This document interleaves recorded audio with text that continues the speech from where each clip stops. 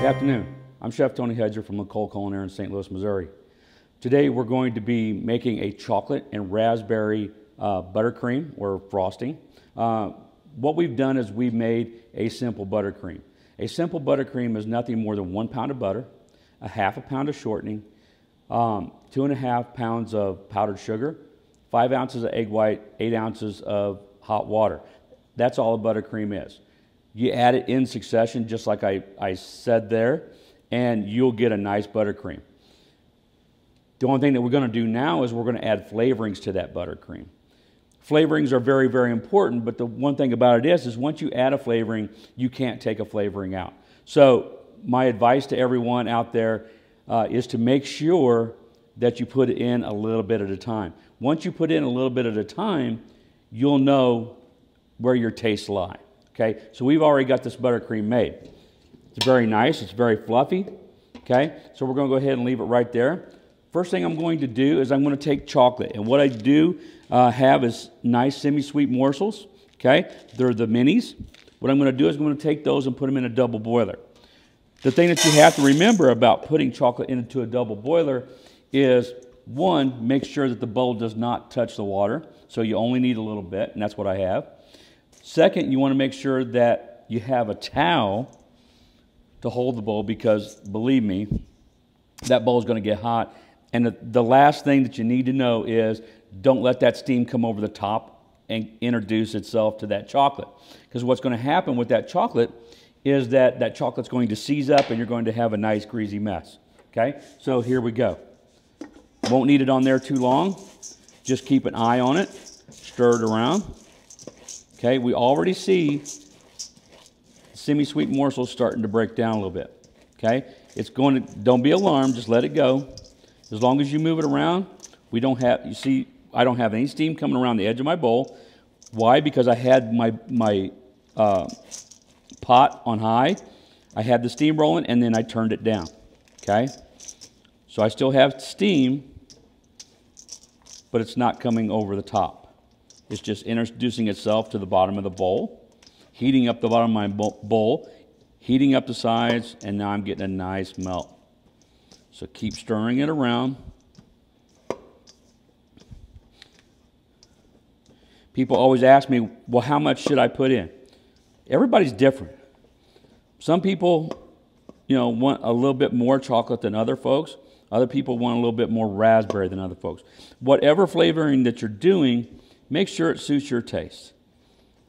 After all, you're the one making it, putting all the labor behind it, and you're the one probably going to be eating it. So make sure it suits you. All right, so now that we've melted down our chocolate, you can see it looks very nice, very smooth and velvety. We're going to add just a little bit of heavy cream to this. Now, I've had this cream at room temperature, so you can have it warm. Probably it will introduce itself better to the chocolate a little bit warmer if they're the same temperature. If it's cold, heavy cream, they will not mix, okay? So again, it will also seize up. So as you're adding, let me put a towel down here real quick. That'll keep your bowl from moving. And I'm just going to add just a tiny bit at a time.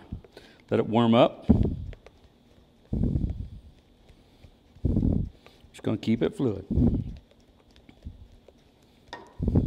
All right. Very nice. All right. So what we're going to do is we're going to put that mixer back on the stand. Put our paddle back on. And then we're going to add a little bit of chocolate. Now, like I said, I want to add a little bit at a time. Set that to the side. Ooh, got that thing on high. Okay, so I'm going to start letting that mix in. And I'm also going to throw in a little bit of raspberry jam. Raspberry jam mixes in better. You can use raspberry preserves, but if you use raspberry preserves, make sure you take the seeds out of it. Nobody likes biting into raspberry seeds, believe me. Okay, so we're just going to raise the speed on her a little bit. All right. Now, as I said, It's all about flavor. It's all about taste. Make sure it's where you need it to be. So what I'm going to do is I'm going to stop it and taste it. See, it's nice and chocolatey. It should also have a nice little raspberry twang to it, which it does. This is perfect for me. It's perfect for me because I still taste that raspberry, yet it's not overpowering, and that chocolate is nice and a nice accompaniment to that raspberry. I'm going to leave it right there. Okay, so again, we're going to take this out. Now,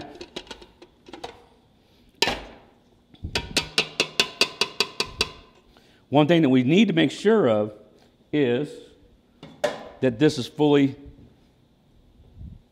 together. Okay, so I'm just going to work it a little bit, making sure that when I put this into a piping bag, I don't have any big globs of chocolate, and I don't have any big globs of raspberry. Okay, as well as any unincorporated buttercream.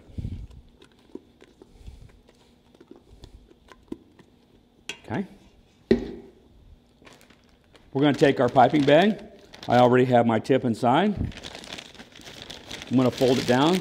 Little trick that you can have here is to fold that top, make a C with your hand. Take your icing and scrape it against your thumb. Just like that. Push it down, take the back of your knife. Scrape it down so that you don't have any coming out the top. And then come down here, make an educated guess where we need to cut that bag. I need to go a little bit further. And that's okay if you need to do that. No problemo. Look at that.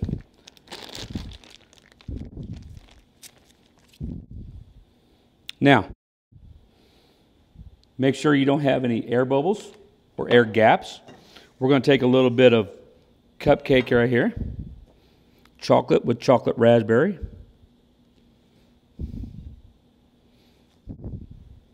We'll get that out of the way so you can see it.